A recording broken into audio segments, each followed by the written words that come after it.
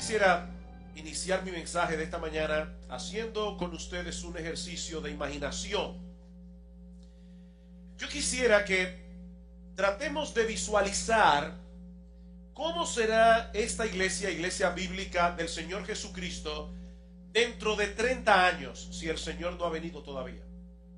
¿Cómo será iglesia bíblica del Señor Jesucristo dentro de 30 años? Bueno, seguramente algunos de los hermanos que hoy están aquí probablemente ya no estén.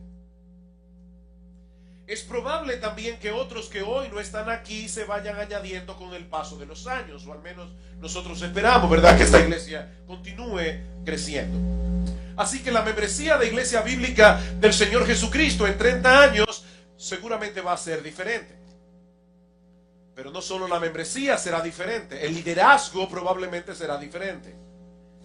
No sé cuántos de ustedes ya hicieron los cálculos, pero dentro de 30 años, 5 de los pastores que estamos pastoreando actualmente en nuestra iglesia tendremos entre 84 y 89 años de edad, si todavía estamos aquí. De los 4 restantes, 3 de ellos estarán entre los 70, casi llegando a los 80. Eso sucederá dentro de 30 años. La pregunta que yo quisiera poner en vuestros corazones, tanto en el mensaje de esta mañana como en el mensaje que vamos a predicar esta tarde, es ¿qué tipo de iglesia nosotros queremos que sea iglesia bíblica del Señor Jesucristo dentro de 30 años? ¿Qué tipo de iglesia nosotros queremos que sea esta iglesia dentro de 30 años? Y aún pensando más allá, ¿cómo será nuestra iglesia cuando el Señor Jesucristo regrese en gloria? Deseamos que sea una iglesia fiel, con una membresía compuesta de verdaderos creyentes que amen al Señor, que sean coherentes con la fe que profesan. Nosotros quisiéramos que los líderes que tengamos en la iglesia en ese momento fuesen hombres que proclamen y vivan las verdades del Evangelio con una genuina pasión, con un genuino amor por Cristo y por las almas a las cuales ministran. Eso es lo que nosotros queremos. Porque si es así, mis amados hermanos, hay algo que debemos hacer ahora, aparte de orar. Si eso es lo que nosotros queremos, mis amados hermanos, hay algo que debemos hacer ahora, no es mañana, no es el año que viene. No podemos darnos el lujo de quedarnos de brazos cruzados a ver qué sucederá con Iglesia Bíblica del Señor Jesucristo dentro de 30 años o con la generación que viene detrás de nosotros, porque el mundo a nuestro alrededor no está de brazos cruzados ni lo estará durante todos esos años. Mis hermanos, hay una agenda detrás de muchas de las cosas a las que se exponen nuestros hijos. Y esa agenda no incluye que amen al Señor con todo su corazón, con toda su alma, con toda su mente, con todas sus fuerzas. Esa agenda no incluye que nuestros hijos se mantengan fieles al Evangelio, todo lo contrario. El mundo quiere forjar una generación que, sin dejar de ser religiosa, ¿verdad?, a su manera, abrace una mentalidad y un estilo de vida completamente secularizados. Así que si no somos intencionales en el trabajo que estamos haciendo ahora con la próxima generación, me temo, mis hermanos, que tarde o temprano Iglesia Bíblica del Señor Jesucristo seguirá por el mismo camino que han transitado muchas iglesias antes que nosotros. Iglesias que en un momento dado fueron baluartes de la verdad, iglesias que en un momento dado predicaron fielmente la palabra de Dios y hoy son mausoleos. Iglesias locales que desaparecieron del mapa, que ya no existen, o lo que es todavía peor, iglesias donde en una ocasión se predicó el Evangelio de Cristo y hoy día están predicando herejías, están esparciendo veneno desde sus púlpitos. Es esa preocupación la que nos ha movido a predicar estos dos mensajes en ambos cultos. Y que, como ya he dicho, hemos titulado Alcanzando a la próxima generación. Ahora debo aclarar, mis amados hermanos, que este es un tema que debe ser de interés para todos los miembros de esta iglesia. No solamente para los padres, cuyos hijos todavía están bajo su techo. Todo aquel que ama genuinamente al Señor Jesucristo ama a su iglesia. El que no ama a su iglesia se engaña a sí mismo si cree que ama al Señor. Todo aquel que ama al Señor Jesucristo ama a su iglesia. Y todo aquel que ama a la iglesia debe estar interesado en las próximas generaciones. En la mañana de hoy, quiero que vayamos una vez más al Salmo 78. Quisiera extraer 3 enseñanzas generales que encontramos en el Salmo 78, para luego considerar esta tarde cuál es el papel que juega la iglesia en el cumplimiento de la tarea que yo voy a explicar en la mañana de hoy. Lo primero que nosotros vemos aquí en el Salmo 78 que leímos hace un momento es que es la voluntad expresa de Dios que su pueblo se esfuerce por alcanzar la próxima generación. Es la voluntad expresa de Dios que su pueblo se esfuerce por alcanzar a la próxima generación. Versículos 1 al 3. Escucha, pueblo mío, mi ley. Inclinad vuestro oído a las palabras de mi boca. Abriré mi boca en proverbios. Hablaré cosas escondidas desde tiempos antiguos, las cuales hemos oído y entendido que nuestros padres nos las contaron. Aquí tenemos una generación pasada, nuestros padres, que se ocupó de instruir a la generación presente del salmista. Nuestros padres nos las contaron. Pero esa generación presente está comprometida a su vez con traspasar a la próxima generación la enseñanza que ellos recibieron de su padre. Versículo 4. No las encubriremos a sus hijos, contando a la generación venidera las alabanzas de Jehová y su potencia y las maravillas que hizo. No sé si se dieron cuenta, mis amados hermanos, pero el salmista no dice simplemente esas verdades que nosotros hemos recibido de nuestros padres, no las encubriremos a nuestros hijos. ¿Se dieron cuenta? Ahí no dice nuestros hijos. Y no es un error de traducción. El Salmo dice literalmente, aquello que nuestros padres nos contaron, no lo encubriremos a sus hijos. Mis hermanos, el salmista no está pensando aquí como padre de familia.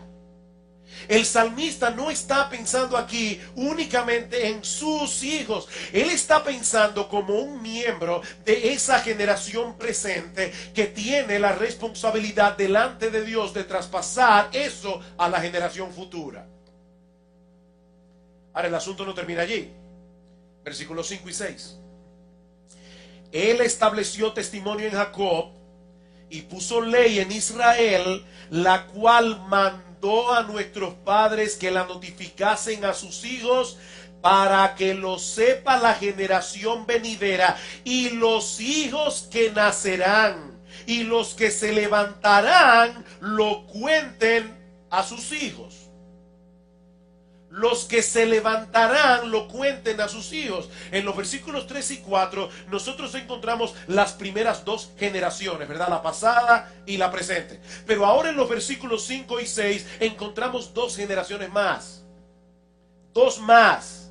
Ellos están asumiendo el compromiso de enseñarle a la próxima generación para que ellos a su vez enseñen a su próxima generación. Permítanme poner esto en términos concretos, mis hermanos.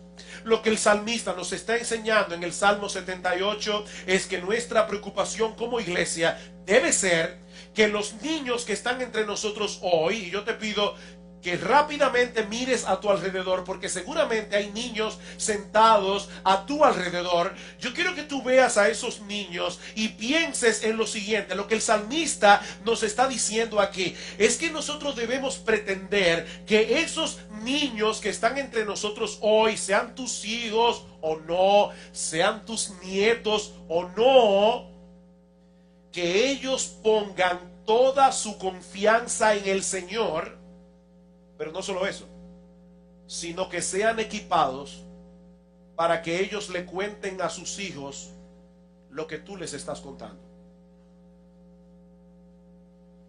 Esa debe ser nuestra preocupación. Como iglesia, en otras palabras, mis hermanos, y para conectar con lo que dije al principio de este mensaje, nuestro trabajo ahora en el 2014 debe ser hecho con miras a lo que va a estar sucediendo aquí en el 2044. Yo espero de verdad que el Señor me ayude a que tú te vayas de aquí con esa inquietud. Miembro de Iglesia Bíblica del Señor Jesucristo. Lo que nosotros estamos haciendo ahora como iglesia, según el Salmo 78, debe ser hecho con miras a lo que va a estar sucediendo aquí, por lo menos en el 2044, si el Señor no ha regresado todavía. Mis amados hermanos, es la voluntad expresa de nuestro Dios que su pueblo se esfuerce por alcanzar a la próxima generación con miras a que ellos también traten de alcanzar a la suya. Jueces, capítulo 2. Libro de Jueces, capítulo 2. Dios fue muy claro con el pueblo de Israel en ese sentido. Pero lamentablemente hubo generaciones que no fueron fieles a la encomienda que Dios les había dado. ¿Y qué sucedió? Versículo 6 del capítulo 2 de Jueces. Porque ya Josué había despedido al pueblo, y los hijos de Israel se habían ido cada uno a su heredad para poseerla, y el pueblo había servido a Jehová todo el tiempo de Josué, y todo el tiempo de los ancianos que sobrevivieron a Josué, los cuales habían visto todas las grandes obras de Jehová que él había hecho por Israel. Pero murió Josué, hijo de Nun, siervo de Jehová, siendo de 110 años, y lo sepultaron en su heredad en Timnatsera, en el monte de Efraín, al norte del monte de Gaz. Y toda aquella generación también fue reunida a sus padres, y se levantó después de ellos otra generación que no conocía a Jehová ni la obra que él había hecho por Israel. 3 generaciones fueron suficientes para que el pueblo de Israel se apartara de tal manera del Señor, que basta con leer el libro de los Jueces para ver el impacto que tuvo eso en esa próxima generación. El pueblo de Israel fue un desastre durante la época de los Jueces, y muy probablemente fue por el hecho de que hubo algo que una generación no hizo. Y sigue diciendo en el versículo 11: después los hijos de Israel hicieron lo malo ante los ojos de Jehová, y sirvieron a los Baales, y dejaron a Jehová, el Dios de sus padres, que los había sacado de la tierra de Egipto, y se fueron tras otros dioses, los dioses de los pueblos que estaban en sus alrededores, a los cuales adoraron y provocaron a ira a Jehová. Hermanos, ustedes se imaginan que se escriba dentro de 100 años la historia de Iglesia Bíblica del Señor Jesucristo, y digan: en el año 2000 había una generación que servía al Señor, pero años después la ira de Dios vino contra esa iglesia. La ira de Dios, porque se apartaron de Jehová.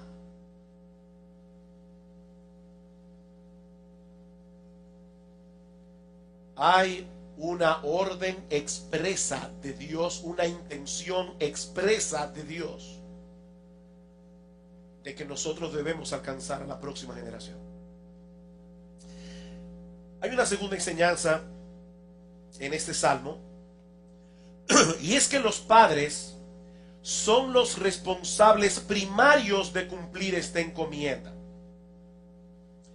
Ellos no son los únicos responsables, y eso lo veremos más ampliamente en la tarde de hoy, pero son los responsables primarios. Volvamos al Salmo 78 otra vez, versículos 5 y 6. Él estableció testimonio en Jacob y puso ley en Israel, la cual mandó a nuestros padres que la notificasen a sus hijos, para que lo sepa la generación venidera y los hijos que nacerán, y los que se levantarán lo cuenten a sus hijos.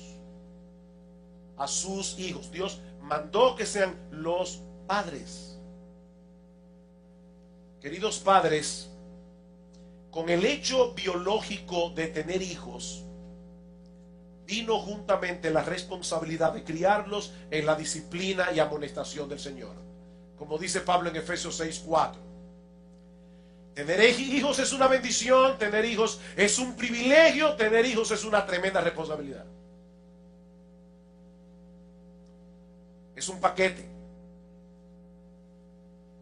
Y todo vino incluido. La iglesia está llamada a ser una ayuda vital para los padres en esa tarea, como veremos en el próximo mensaje, pero la iglesia nunca debe sustituir a los padres en el cumplimiento de su responsabilidad. Deuteronomio capítulo 6. Es imposible hablar de este tema y no tocar Deuteronomio capítulo 6, versículo 4. Pero antes de leerlo quiero hacer una advertencia. Hermano, yo sé que este pasaje es sumamente conocido para los miembros de esta iglesia. Así que por favor no permitan que la familiaridad del contenido de este pasaje, de estos versículos, les impida poner atención a lo que Dios está diciendo aquí. Deuteronomio capítulo 6, versículo 4. Oye Israel, Jehová nuestro Dios, Jehová uno es, y amarás a Jehová tu Dios de todo tu corazón y de toda tu alma y con todas tus fuerzas. Y estas palabras que yo te mando hoy estarán sobre tu corazón, y las repetirás a tus hijos, y hablarás de ellas estando en tu casa y andando por el camino y al acostarte y cuando te levantes, y las atarás como una señal en tu mano y estarán como frontales en tus ojos, y las escribirás en los postes de tu casa y en tus puertas. Hay otra versión, la versión de las Américas, que traduce el versículo 7 de una manera más literal. Dice, y diligentemente la enseñarás a tus hijos. La Nueva Versión Internacional dice, estas palabras que yo te mando hoy estarán sobre tu corazón y las inculcarás en tus hijos. ¿Cuál era la tarea de Moisés? Enseñar a estos adultos israelitas la palabra de Dios, para que estos adultos israelitas traspasen esa palabra a sus hijos. La esencia de lo que Dios está diciendo a su pueblo aquí es que Él ha diseñado la familia para ser una comunidad de enseñanza. Mi amado hermano, yo no sé si alguna vez tú has visto tu familia de esta manera, pero tu familia es una escuela. Lo quieras o no, tú estás enseñando todo el tiempo a tus hijos, lo quieras o no, tu familia es una escuela. Y según este texto, tu familia es la escuela más importante que hay en el mundo. No existe un contexto más apropiado para enseñar la verdad de Dios que el contexto familiar. Eso es lo que Dios está diciendo aquí a los padres. Ustedes viven con sus hijos, están con ellos desde que se levantan, están allí cuando se acuestan, ellos crecen y se desarrollan en vuestra presencia. En los momentos más importantes de sus vidas son ustedes los que están allí, no los maestros de escuela dominical, no los pastores de la iglesia, son ustedes, mis amados hermanos, los que están allí delante de sus hijos. Y Él quiere que hagamos uso de todas las ventajas que tenemos como padres para enseñar a nuestros hijos. Él quiere que convirtamos la familia en un salón de clases. Tu familia es un salón de clases. Mis hermanos, el Dios de toda sabiduría nos contrató. ¿Tú sabías eso? Que tú fuiste contratado. Óyeme, desde el momento en que tu mujer salió embarazada, tú fuiste contratado. Y vas a dar cuenta por el contrato. Tú fuiste contratado para ser maestro en la escuela de Dios. Su principal maestro. Los que tienen niños en la escuela saben que hay diferentes modalidades, ¿verdad? Hay escuelas, hay aulas, perdón, hay cursos donde hay un encargado de aula, ¿verdad? Un maestro que enseña todo, prácticamente. Ya en bachillerato hay un profesor de matemáticas, hay un profesor de historia, hay un profesor de biología. Bueno, lo que yo te estoy diciendo, mi amado hermano, es que tú no tienes ni profesor de matemáticas ni de biología. En esta escuela no, tú eres encargado de aula. Eres tú y tú. Dios te contrató. Esa es tu responsabilidad. Por encima de todas las otras cosas que nosotros hacemos como familia, debemos asegurarnos de que esta venga a ser una comunidad de enseñanza. ¿Qué significa eso? Dice Paul David Tripp. Esto significa que cada situación de problema, conflicto, duda, pregunta, confusión, dificultad, unidad, división, gozo, tristeza, trabajo, descanso, obediencia, rebelión, esperanza, temor, risa, autoridad y sumisión son los que son los momentos, los que hacen los momentos multicolores de la vida familiar. Cada uno de esos momentos deben ser vistos como oportunidades de enseñanza. Esto es lo que hace de la familia, dice Tripp, un instrumento vital para la obra que el Redentor está haciendo en la tierra. Wow, Dios está haciendo algo en la tierra y tu familia es parte de eso.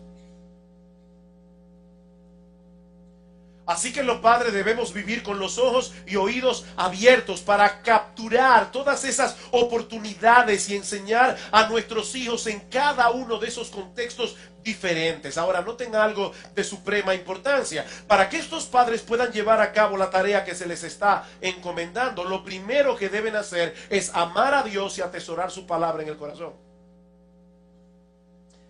Estas palabras que yo te mando hoy estarán sobre tu corazón y las enseñarás. Hay un documento que voy a estar citando mucho hoy en la mañana y en la tarde, el documento de visión del Ministerio de Niños Deseando a Dios. Dicen ellos, este punto es extremadamente crucial. Lo que los padres terminan enseñándoles a sus hijos es lo que ellos atesoran y aman. De la abundancia del corazón habla la boca. Si aman a Dios con todo su corazón, buscarán inculcar ese amor en sus hijos en cada situación que se presente. Por lo tanto, lo más importante que la iglesia puede hacer por los niños es proclamar una visión de Dios y nutrir a los adultos en la sabiduría de las Escrituras. Eso es lo más importante que nosotros podemos hacer como iglesia: ayudarte a ti, equiparte a ti, nutrirte a ti con la sabiduría de la palabra de Dios. Mis hermanos, piensen en esto por un momento. Los padres a los que Moisés se dirige en este pasaje eran hombres comunes y corrientes que no tenían ninguna calificación especial. No lo olviden. Ellos no habían estudiado en un seminario, no habían tenido la oportunidad de escuchar a Paul David Tripp, de ir a conferencias de paternidad. No tenían videos, no podían decir, wow, bajé de Amazon el último video sobre la educación de la familia. Ellos no tenían absolutamente nada de los recursos que nosotros tenemos en el día de hoy. Eran personas comunes y corrientes que se habían pasado 40 años deambulando por un desierto. ¿Qué nos enseña eso? Que todo lo que se requiere para hacer esta tarea es amar a Dios y tener su palabra en el corazón. ¿Qué tú necesitas, mi amado hermano, para hacer esta tarea? ¿Un PhD, un doctorado? No. Tú necesitas amar a Dios y atesorar la palabra de Dios en tu corazón. Deuteronomio capítulo 11, versículo 18. Por tanto pondréis estas mis palabras en vuestro corazón y en vuestra alma, y las ataréis como señal en vuestras manos, y será por frontales entre vuestros ojos, y las enseñaréis a vuestros hijos, hablando de ellas cuando te sientes en tu casa, cuando andes por el camino, cuando te acuestes, cuando te levantes. Dios insiste en esto. Las escribirás en los postes de tu casa y en tus puertas, para que sean vuestros días y los días de vuestros hijos tan numerosos sobre la tierra que Jehová juró a vuestros padres que les había de dar, como los días de los cielos sobre la tierra. ¿Tú quieres levantar una generación bendita? Convierte tu familia en un aula de clases. Dios está interesado en la próxima generación. Y los responsables primarios de esa tarea, padres, somos nosotros, los padres. Esta semana mi esposa me recordó ese texto de Génesis capítulo 18, versículo 19, cuando Dios está a punto de destruir Sodoma y Gomorra.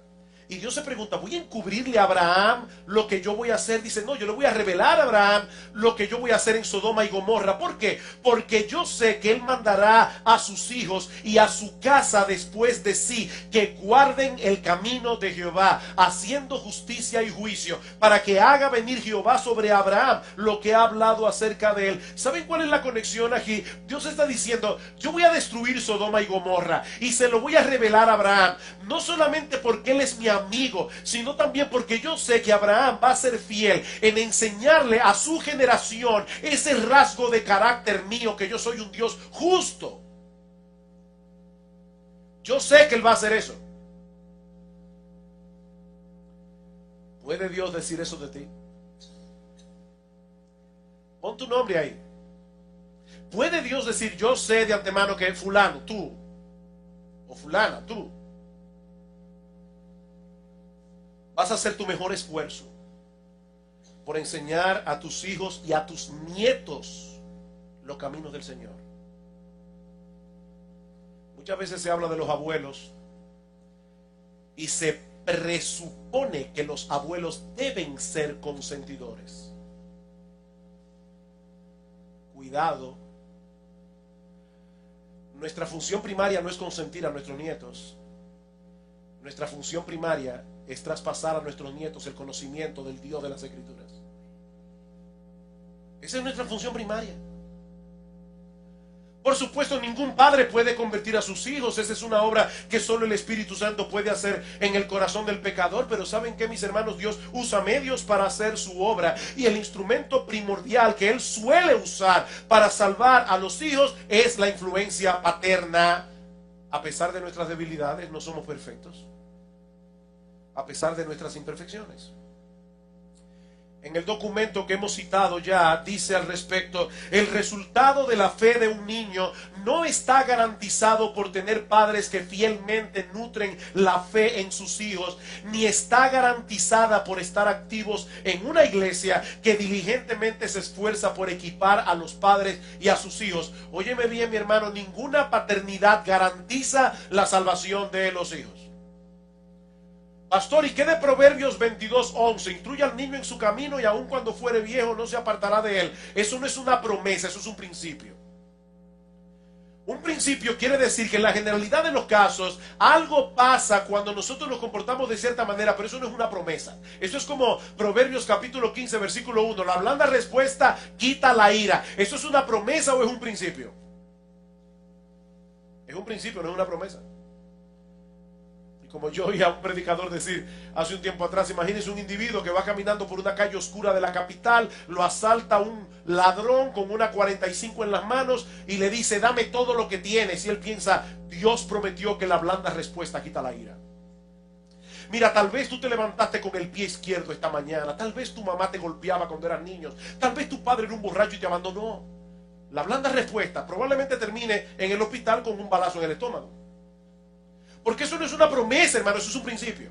Bueno, de igual manera la Biblia dice en un principio general: instruye al niño en su camino, instruye al niño en su camino. Pero sigue diciendo este documento. Sin embargo, se nos manda a enseñar a nuestros hijos a temer y amar al Señor. La iglesia y el hogar proveen un ambiente donde Dios a menudo lleva a cabo su obra salvadora en el corazón. Nuestra obediencia a Dios y nuestra fidelidad como padre no salvan a nuestros hijos de la ira de Dios en última instancia, pero a menudo es por estos medios que Dios salva a nuestros hijos. De manera similar, nuestra desobediencia e infidelidad como padres no necesariamente condena a nuestros niños, pero es a menudo el medio por el cual son llevados a la destrucción. ¿Enseña eso la palabra de Dios? Nada más hay que leer Proverbios completo. Proverbios capítulo 1, versículo 8 al 9. Oye, hijo mío, la instrucción de tu padre, no desprecies la dirección de tu madre, porque adorno de gracia serán a tu cabeza y collares a tu cuello. Obviamente, Salomón está presuponiendo que nuestros hijos van a recibir instrucción tanto del padre como de la madre. No tiene sentido decir, escucha, hijo, la instrucción de tu padre, si el padre nunca está ahí para instruir. Proverbios capítulo 22, versículo 15. La necedad está ligada en el corazón del muchacho, mas la vara de la corrección la alejará de él. Mis hermanos amados, nuestros hijos no son papeles en blanco que están esperando a ser dañados por ese horrible y pecaminoso mundo que está fuera de las puertas de nuestra casa. No, ellos vinieron de fábrica con la necedad ligada en el corazón. Y los hebreos usaban esa expresión para hablar de la tendencia pecaminosa que hay en el corazón de todo hombre, esa propensión al mal. Nuestra naturaleza está corrompida por causa de la caída de nuestros primeros padres. Esa es la visión que la Biblia nos da de nuestros hijos. Somos hijos de ira, como dice en Efesios capítulo 2. Dice David en el Salmo 51, yo sé que en maldad he sido formado y pecador me concibió mi madre, pecador me concibió. Así que nuestros niños vienen de fábrica con esa propensión al mal. Por supuesto, al principio se manifestará a través de pecados infantiles, pero déjenme decirle algo, mis amados hermanos, ese mismo principio de maldad que lleva a un niño de 6 años a empujar a su amiguito por un carrito que él quiere, es el mismo principio de maldad que lleva a un delincuente de 30 a disparar un revólver. Es el mismo principio de maldad.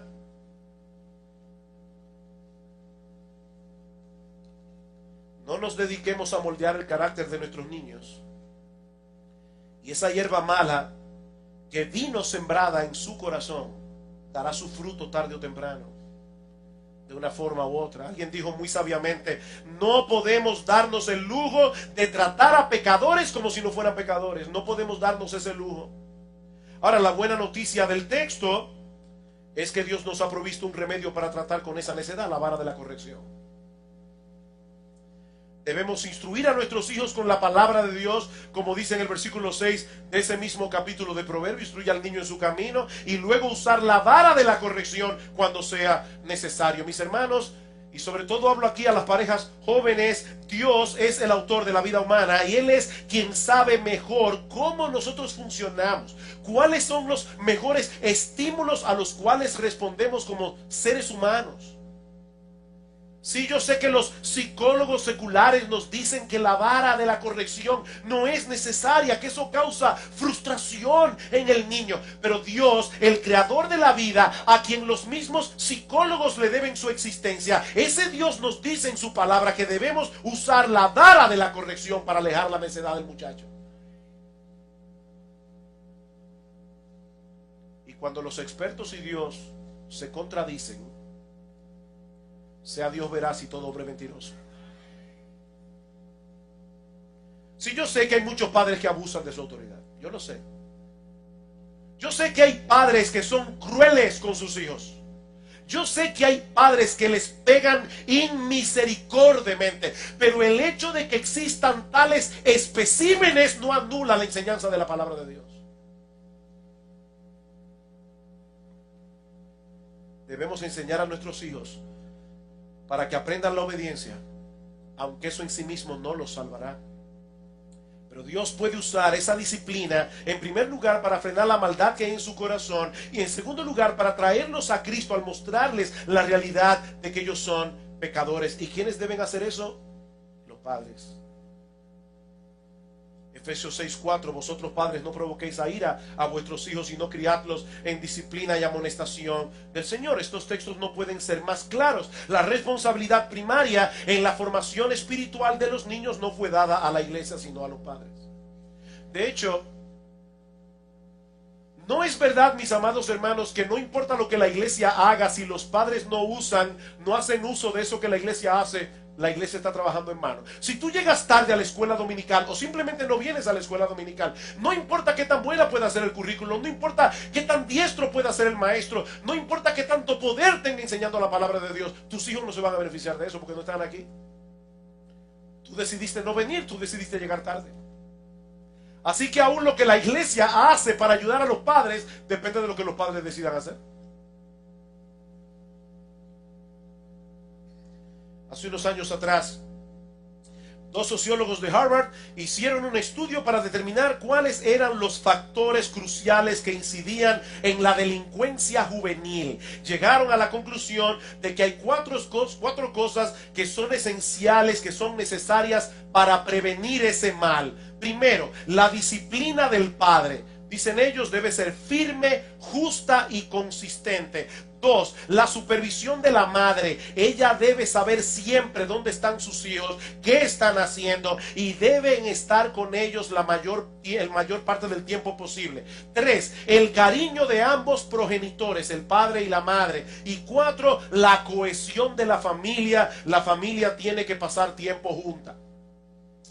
Yo no sé si a ustedes les pasa lo mismo que a mí, pero cuando yo leo estudios como estos, una de las primeras cosas que vienen a mi mente es el tiempo y el dinero que se hubieran ahorrado si lo hubieran creído a la Biblia. Eso ya lo decía aquí. No había que buscar a 2 expertos de Harvard para decir eso y gastar quién sabe cuánto para hacer esos estudios. Hermanos, yo tengo un problema. Son las 12:40. Y yo no he acabado. Pero gracias al Señor que yo predico hoy, mañana y tarde. Así que yo lo que voy a hacer es que voy a dejar mi sermón exactamente aquí. Y lo que me quedó lo voy a dar esta tarde. Voy a ver cómo lo puedo meter. Pero, ¿qué hemos visto hoy? Hemos visto que Dios nos ordena explícitamente en su palabra que nos embarquemos en esta tarea de alcanzar a la próxima generación y que la responsabilidad primaria de esta labor ha sido puesta sobre los padres, no sobre la iglesia. Yo sé, mis amados hermanos, que cuando se predica de un tema como este, es difícil no sentirse culpable. Por cosas que nosotros debimos haber hecho y no hicimos, por cosas que nosotros hicimos que no debimos haber hecho. Por eso yo no quiero terminar este punto sin recordarles, queridos padres, que el único propósito de la culpa es llevarnos a Cristo en arrepentimiento y fe.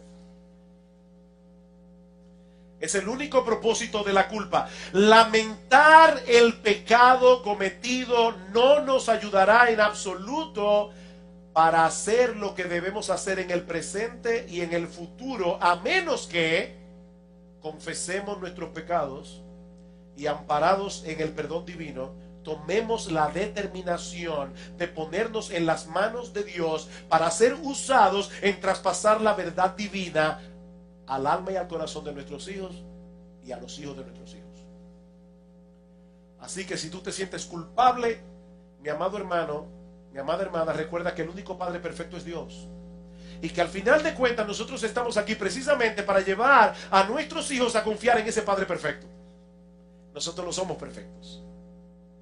El que encubre su pecado no prosperará. El que lo confiesa y se aparta alcanzará misericordia.